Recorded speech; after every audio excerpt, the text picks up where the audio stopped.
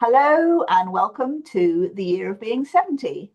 I'm Lucy McCarraher. I'm in Norfolk, England, and this is my very good childhood friend Lisette Schuitemaker, who is in Amsterdam. We were born 70 and a half pretty much years ago, a month apart.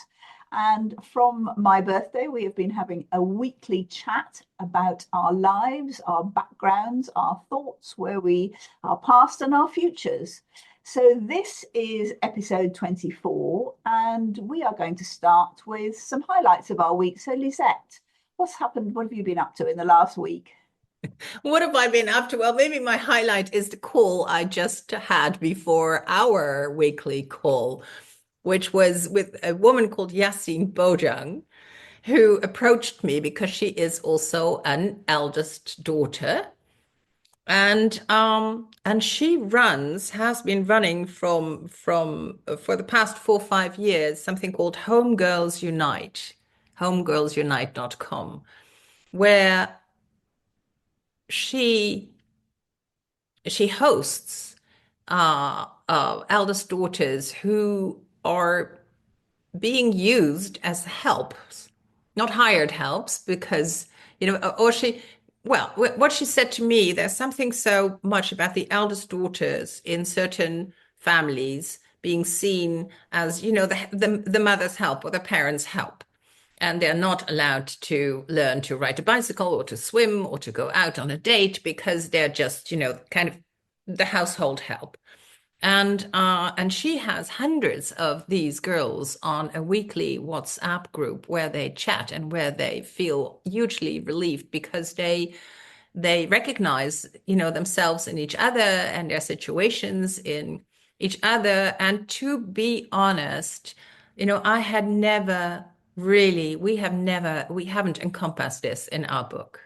Right. Yet, when she was studying this, because she was a sociology, criminology student and did her master's in her dissertation on the disempowerment of eldest daughters and even violence, domestic violence towards eldest daughters. And then she found, my book, and she says even now in those groups anyway, anytime someone says, is there anything I could read, it is recommended, and it so moves me Yeah. because I mean, I said to her, I come from a privileged background, I live a privileged life, and I have not fully realized, you know, even if the wonderful Sophia, who is here on Tuesdays to clean our house, has been in exactly that same situation.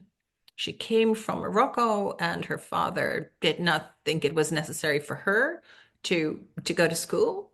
He kept her back so she could help her mother, who was often pregnant, and she was like, and her siblings have all gotten educations, but for her it wasn't necessary. And yeah, Yassine just, brought it home to me how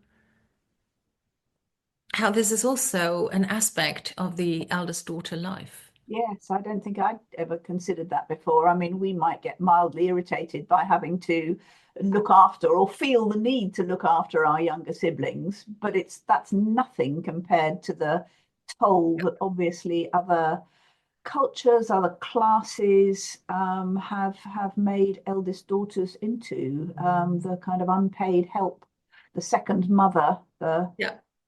Yes, goodness me. Well, I do But that make you think you need to do some more research and bring out a second edition of your book? oh my goodness. She's going to send me, academic papers she's done on it. And I hope we can kind of bring her, or she wants to come, and her partner too, her business partner too, but maybe we can bring, some of those girls up to Findhorn for the eldest daughter retreat Oh, next that year. wonderful. And we're just, looking at our collaboration. I'm not sure whether the publisher would really love for, they just, I think, like to print what is there. Yeah. And but I can bring it up. It's just, our first conversation happening through Instagram, where we were following each other, and I was very, very moved by this woman and their work. Yeah, it's just another example, isn't it, of when you write a book, It Yeah. goes out there and it meets people for you, and it brings things together and it makes things happen. And and it's, it literally is what I call book magic, because there is no predicting that kind of thing happening. And yet, it is almost like magic that these connections are made through people reading something you've written. Yeah. Yeah. It's wonderful. Yeah. So what was your highlight, Lucy? So, one of my highlights this week was on Tuesday. We went to Joe, my business partner, and I went to the Business Book Awards shortlist reveal party. So I founded the Business Book Awards in 2017, but then last year I stepped back from being an active member of the team because I had too much else to do. And but the great thing is that it goes on, and it gets 300 entries every year.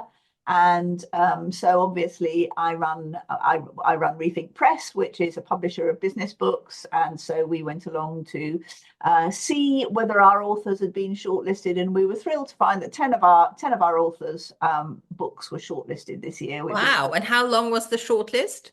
oh, that is a very good question. But I think there are 12 categories, and there are usually between 6 and 8. So it's quite a big shortlist. Okay. But publishers from and authors from all over the world submit business books. Really? Kinds of publishers, from the big publishers like Methuen and Bloomsbury and the International Penguin publishers, right down through the hybrid and independent publishers to self-published authors who Yeah. have no bias against the way that books have been published. And self-published books often get shortlisted and sometimes win, and Yeah. that's great. And it's Great. But congratulations on your 10 authors. Yes, no, we're thrilled, and they're great authors. And in September we will go along to the event and see if any of them have won in their category, which would be even more lovely. So yeah, that was Yay. my highlight of the week. Yes. And have you got Yes. any more highlights or? Well, another of my highlights is yesterday I had 7 women here. In January, I got sent a book by a friend. It's called Death by Landscape.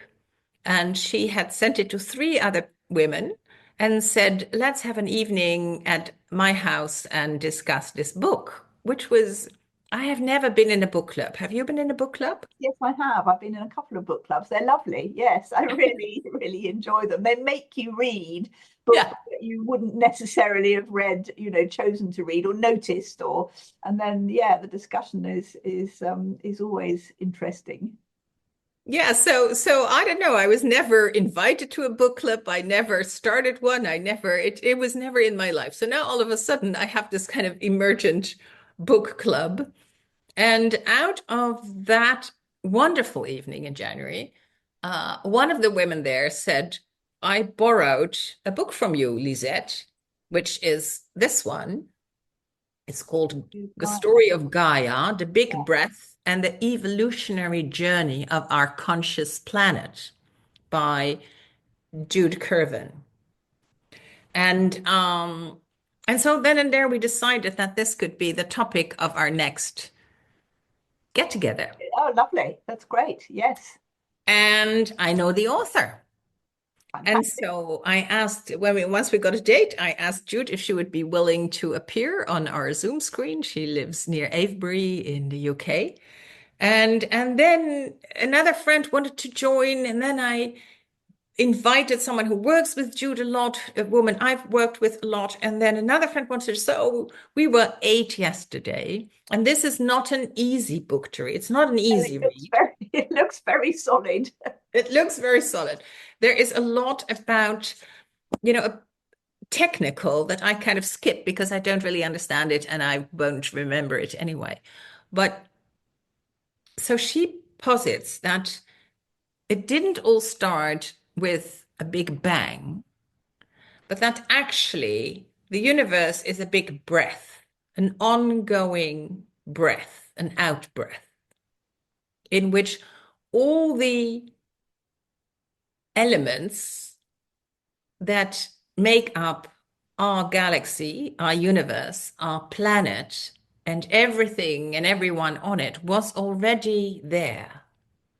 And then through millennia and millennia, millions of years, you know, the exact right circumstances coalesced, for plants to move on land, for plants to, and then for fish to move on land, and then for us to evolve with this thinking brain and with our consciousness. And she believes, and she makes this beautiful case of, our conscious planet. She says the consciousness is not only in us. This is a conscious out breath.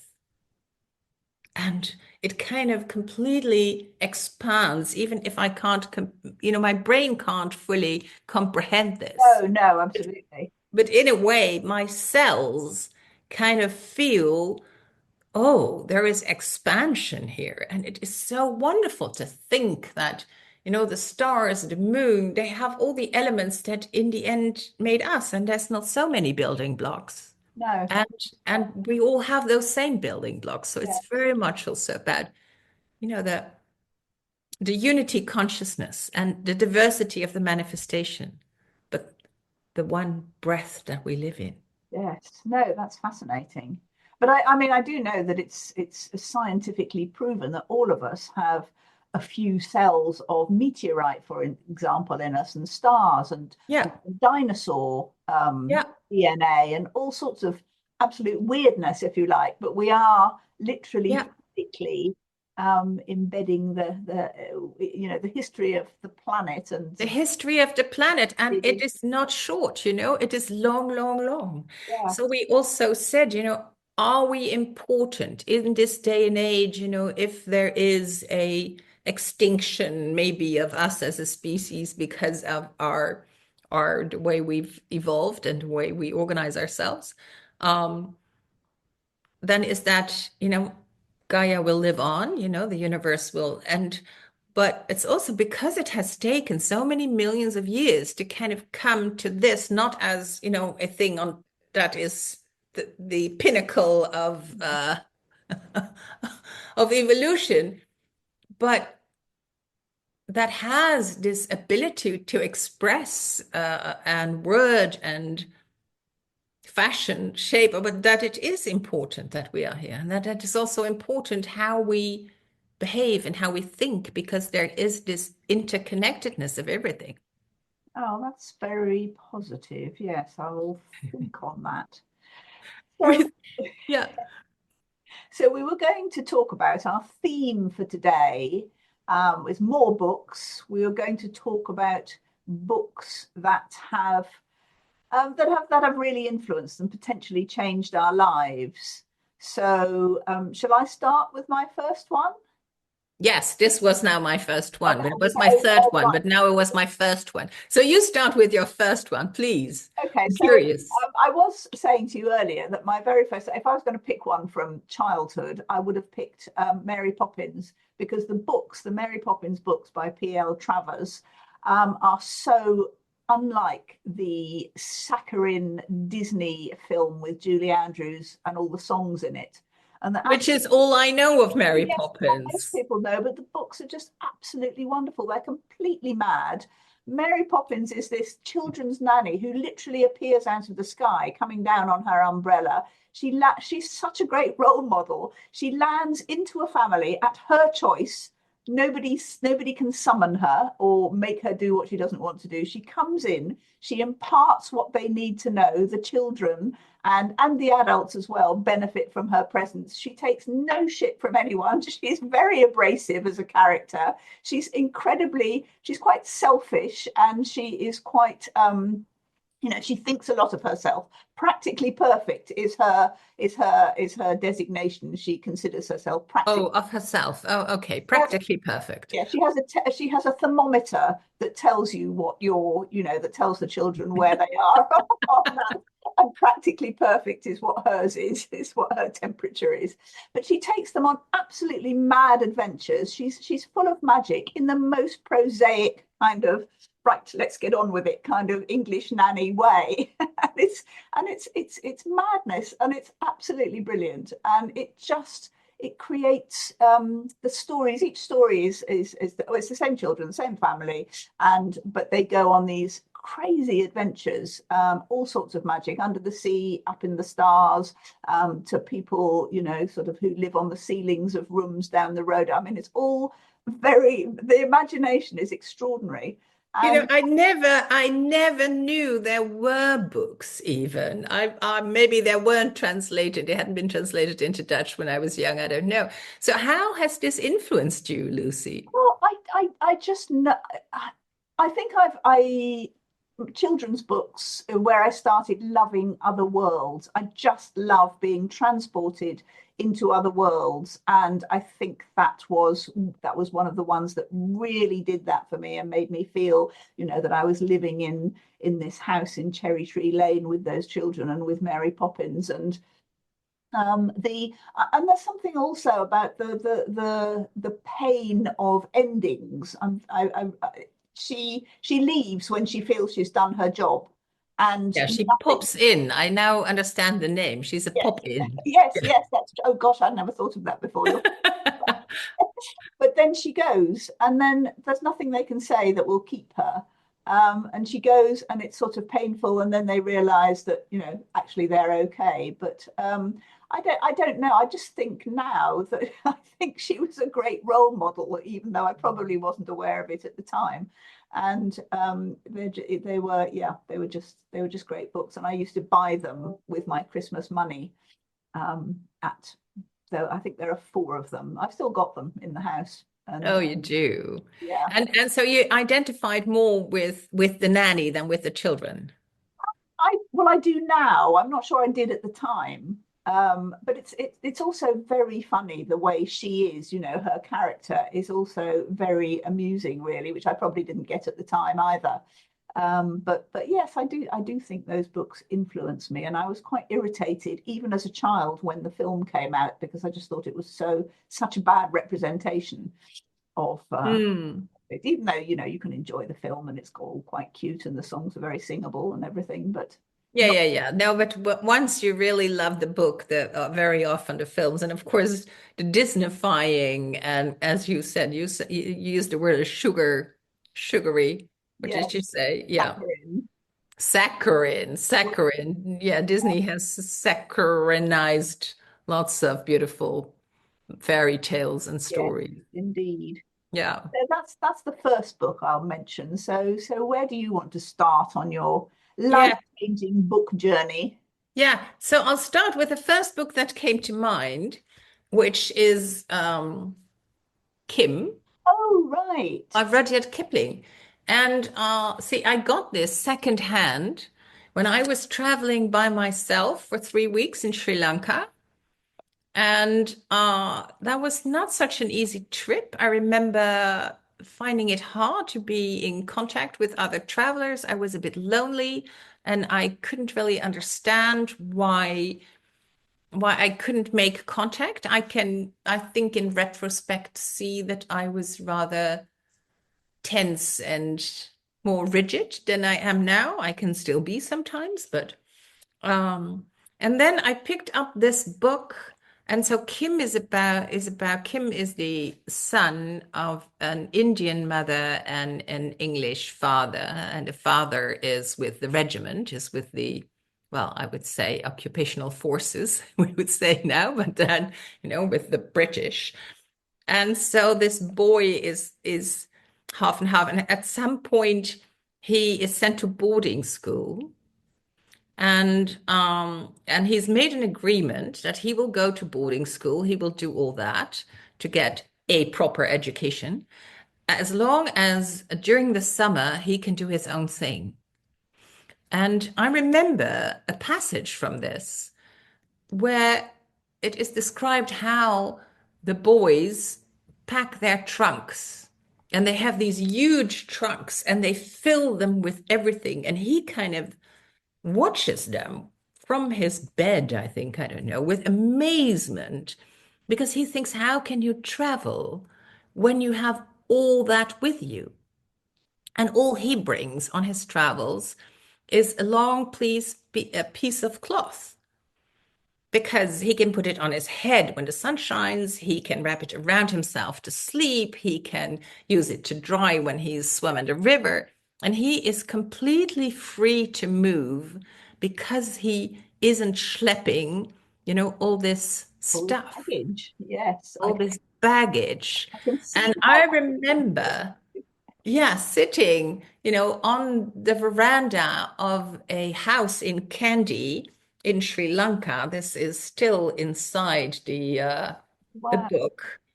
And just musing on that and thinking, how much baggage am I collecting? And do I travel light enough?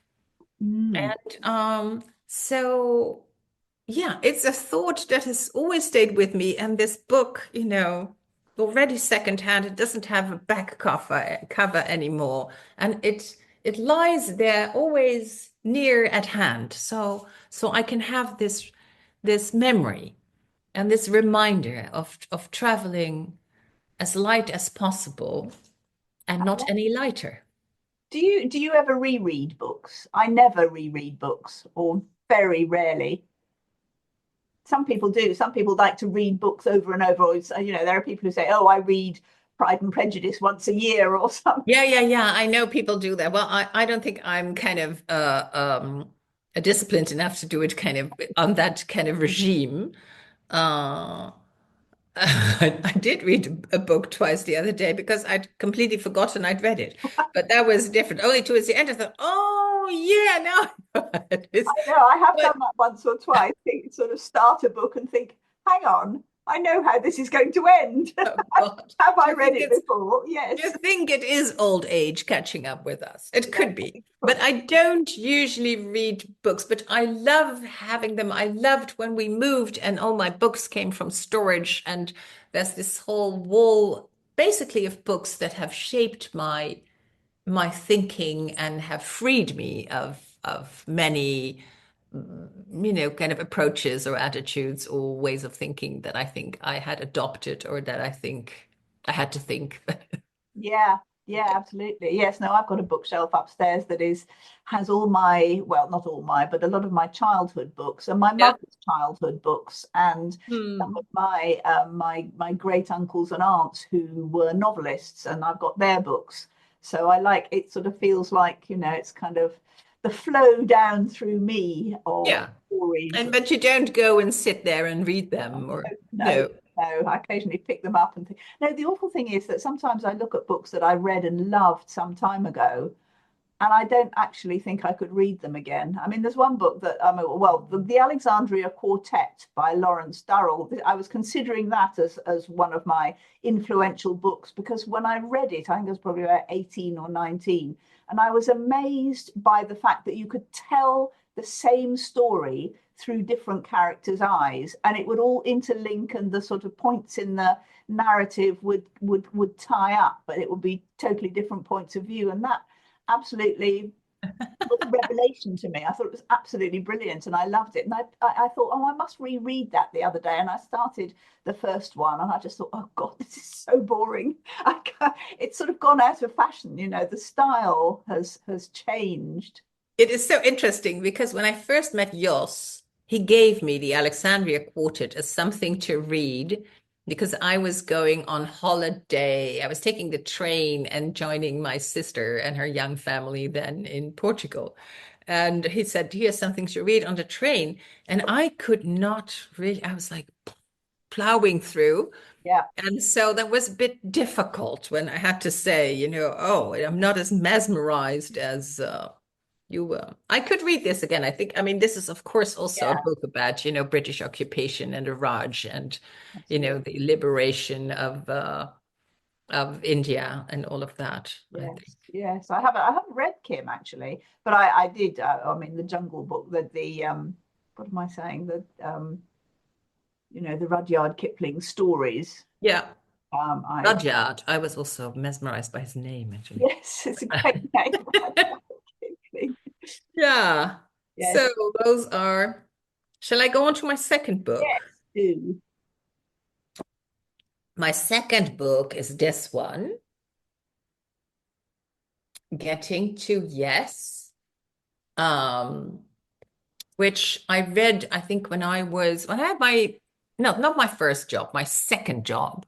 My first job was at a bank for 4 years, and then I joined a small communications firm by two men, and I read this book, and this is so much about how can you create win-win situations. Like life is not a zero-sum game, as Yeah, some would portray it these days also. It's not, the best negotiation is I win, you lose, haha. But the best negotiation is where you can keep the relationship intact because most people you deal with again and again. And everything is better when you are in good relationship and well, when everybody feels they've got a fair deal. yeah, yeah. Is that book where the phrase win-win comes from?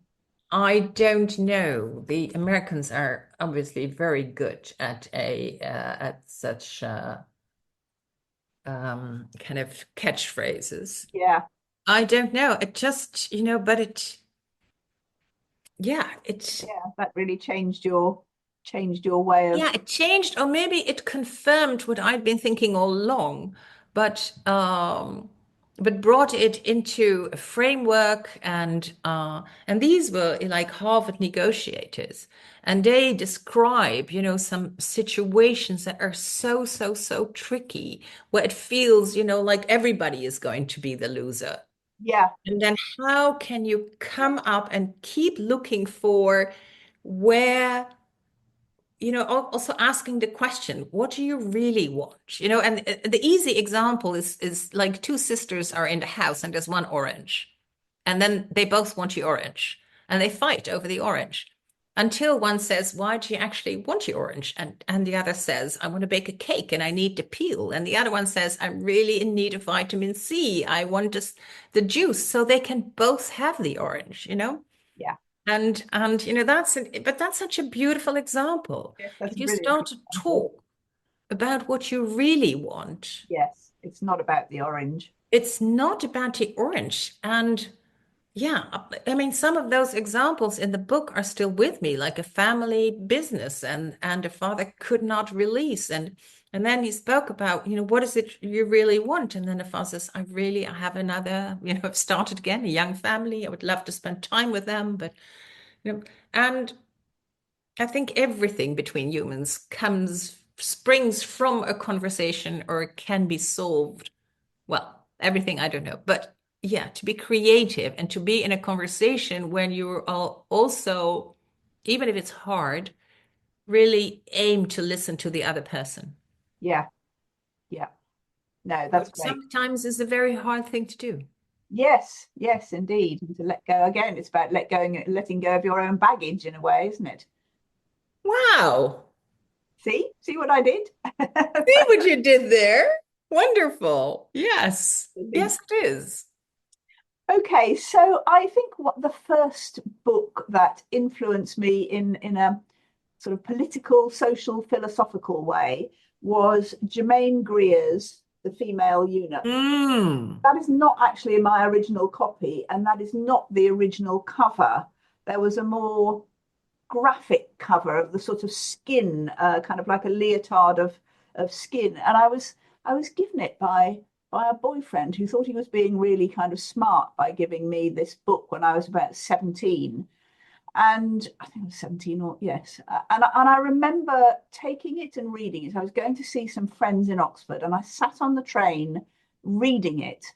And I can't remember exactly what bits I read because it's such a kind of erudite and eccentric and academic kind of book. But I remember sort of suddenly having, one of those sort of flashes of, oh, I see. Yes, this is what women are expected to be, expected to do. There is a huge difference. This is what I have been un, in an unformed kind of way feeling and battling with for the last couple of years and not being able to put into words. And I can't tell you exactly what Germaine Greer. I've looked through it back and thought, which bit was I reading when that happened? You know, where's the quote I can pull out? And it wasn't. There is no particular. Well, not that I found a particular, but it was just the accumulation of information she'd got, of research she'd done. It was. I mean, it's a kind of angry but funny but quirky sort of book, and it's sort of. I think all of those got through to me. The anger, particularly, has remained with me that and makes me a feminist in the mild kind of ways that I am. So But what do you mean when you say the anger? Is it your anger or her anger? What is the anger that has both. I stayed mean, with I you? think her anger kind of triggered my anger, and I feel it joins with the anger of a lot of women out there who still feel the need to explain to people that people treat women differently. And I mean, probably the latest book that I've read that encapsulates that is Marianne Siekart's The Authority Gap, which in a much less academic, a much more readable way, just demonstrates, has research, is very kind of has brilliant kind of examples of just how women are treated with as if they have much, much less authority than men and taken much seriously. And that, kind of that was triggered in me at the age of Hmm. 17 by Germaine Greer. And this boyfriend who thought he was clever, you said, by giving you this book. I mean, was this the end of him, or was it? Sort of what I mean, it sort of was. I mean, he just used to give me kind of quirky presents for I don't think he knew what he was giving me. Basically, it didn't particularly affect our relationship because we wasn't a big deal of a relationship. But he probably wouldn't have agreed with it if he'd read it himself. I never read The Female Eunuch.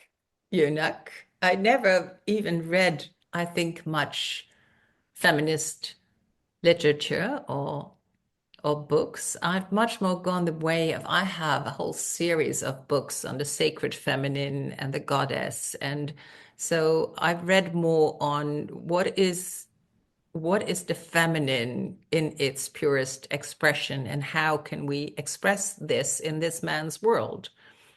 Because I think my thinking is, the authority gap is also because we're functioning in a world that that is created along men's lines. Yeah. And so yeah, I would never call myself a feminist. I've never gone into any of that thinking, which is so interesting because, we're from the same year and it was all happening. And somehow, I don't know. I mean, I did for a long time assume that I was going to marry and have the children Yeah, and do that exactly. thing, Yeah. which was not attractive to me at all. And I did at some point take motorbike lessons, which was, I think, something to prove that I could do what the boys could do, kind of Yeah. thing. Yeah. But I've also always felt, um, oh, being a woman had so many perks. Oh yes, no, absolutely. I mean, I don't disagree with that at all. I think I think you live on a more spiritual plane than I do, so you will have kind of um, thought about and felt those sorts of things on a slightly different level. While I've kind of been more, this is what's happening in the world, and it's why I, sort of wrote my book, A Book of One's Own, which was about when I realised that so few Yeah. women initially entering the Business Book Awards and why, and the lack of confidence and the fear of criticism. And so that's sort of, I'm kind of on a more practical, perhaps, Yeah. level. Yeah. Well, I think we've also, developed practices and go like, how can we bring in more feminine practices? Like so I'm organizing a brainstorm for an organization I'm in, and I was kind of talking about that with a man, very good friend, great guy. And we were talking about where we're going to do it. He said, why don't we do it at the office? Okay, so, we now have the office space, which is a big table, is kind of, where the directors meet. The board And tape. then I was like, hang on, is that is that really a good space for a brainstorm? Because somehow when we come into that room, we kind of each have our seat at the table and there are set patterns. I Yeah. actually want to brainstorm in my house where we can put papers on the walls and when we can go from one room to another and have, a different perspective. And yeah, so I went along with kind of the male gaze, so to say, or that's the way we do it, and I'm now I have so many tools of facilitating processes that are creative and innovative and where things happen that, where you all go like, oh, who would have thought that? So yeah, bringing those kind of practices, bringing circle practices into linear worlds, that's more Wonderful. where I have concentrated. So have you got one last book? Well, my last book is then, I thought, the book we talked about Oh, right. yesterday, and I've already spoken about it because the other two were obvious. And the final one, I was standing in front of my bookcase there, and it was like, oh, no, I don't know now which one. But this one is really, yeah. Okay, Yeah. so And also, sorry, go on. well, yesterday we had a discussion about free will. Oh, Because according to my friend Jude, free will does not exist, and she has reframed it as interdependent agency. Now, hmm, that's not an easy term. And whilst talking about it, we said, what was it again? Oh, interdependent agency. It's like you can act but you will always be interdependent on everything else happening, the time you live in, the place you came from, the circumstances, culturally, economically, whatever. And within that, you have agency, which is very different from the kind of, I have free will and I'm going to do my thing because my thing is connected to all other things. Right. So it was really beautiful to have a conversation about, freedom of and freedom to. fascinating. Yeah, Yeah. yes, absolutely. Yeah. And your third. So my last book is it's called The Writer's Journey by Christopher Vogler. Mm. And it is, I mean, this really did change my life in a very practical way because in my early 40s, I wrote a novel, which I thought was brilliant. And I sent the draft to an agent I knew, and she sent it back and said, this is both boring and unbelievable. And it was based on my own life. So I said, it can't be unbelievable. It's all true. And she said, it has no structure. I was being very kind of stream of consciousness, just pouring out stuff, and it really, luckily, it doesn't exist anymore. And when I got over sulking from her criticism, I thought, okay, she probably has a point. I will go and learn about structure for writing, for storytelling, and that was probably the most influential book that I read because it has all the storytelling structure. It has the journey, the writer's journey, the hero's journey, the stages of the journey, the archetypes, everything you need to know for putting together a really good novel. And then I rewrote my novel and I entered it in this competition, which got 47,000 entries, and it got shortlisted. And there were 10 out of 47,000 entries, and Macmillan published it, and that was my first novel. And it was that kind of understanding of writing, not just all sorts of thoughts that come into your head, but actually putting together a structure that makes sense neurologically to people. If you don't have these structures when you're telling a story, people actually can't understand what you're on about, and it's not satisfying. So that book really did change my life, and it also, but although that's about fiction and storytelling in that sense, it also created the basis for the mentoring I do for non-fiction books and business books as well, and underpinned all that. So yes, Mm. was an I have it because I recognize the cover. I have it, but I don't think I've read it. So it is somewhere over there in my bookshelves, but I will look at it again. it's a very chunky book, and It to is. be fair, I probably haven't read it cover to cover, but it's the sort of book you can dip into and Yeah. take away wonderful excerpts. Hmm. So Well, there we are. That's we actually got in rather a lot of books there, one way or another. yes, yes, but books are so yummy, and it's so wonderful how we can kind of partake of each other's expertise and thinking and fantasy and rendition of beautiful and horrendous, happenings. Yes, Yeah. yes, and books just transcend time and place over hundreds of years now. They are, and it's an Yeah. extraordinary format that has developed and become iconic, and I think will go on forever, even though there are, of course, the electronic versions and the audio books and videos and I love the electronic versions. I read a lot on the electronic. I read a lot during the night.